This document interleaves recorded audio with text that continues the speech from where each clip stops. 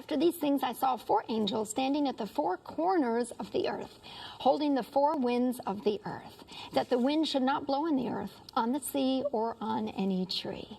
Then I saw another angel ascending from the east, having, there's our word, the seal of the living God. And he cried with a loud voice to the 4 angels to whom it was granted to harm the earth and the sea, saying, do not harm the earth, the sea, or the trees, till we have sealed the servants of our God on their foreheads. So we're talking today about the seal. What is the seal? I want to talk about the purpose of the seal and preparation for the seal.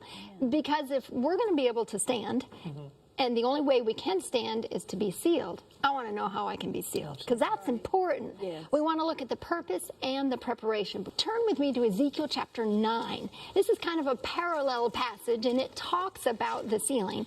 So turn with me to Ezekiel chapter 9. We're going to pick this up in verse 3. Ezekiel 9, verse 3. Now the glory of the God of Israel had gone up from the cherub where it had been to the threshold of the temple. And he called to the man clothed with linen. Now being clothed with linen is the dress of what? Priests or of angels. Clothed with linen. Who had the writer's inkhorn at his side, like he's a scribe. And the Lord said to him, go through the midst of the city, through the midst of Jerusalem, and put a, what word is that? Mark. A mark. Put a mark on the foreheads of the men who sigh and cry over all the abominations that are done within it. Now, the word for mark in Hebrew is actually the last letter of the Hebrew alphabet.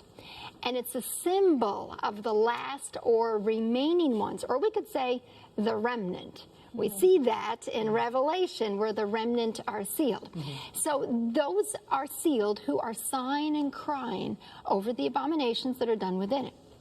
To the others he said in my hearing, go after them through the city and kill. Do not let your eyes spare, nor have any pity.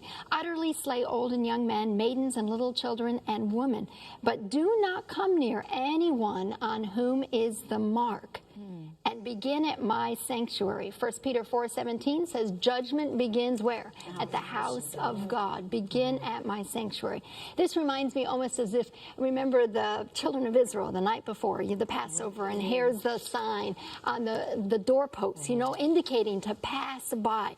So this seal, this mark, saves them from the destruction that is to come.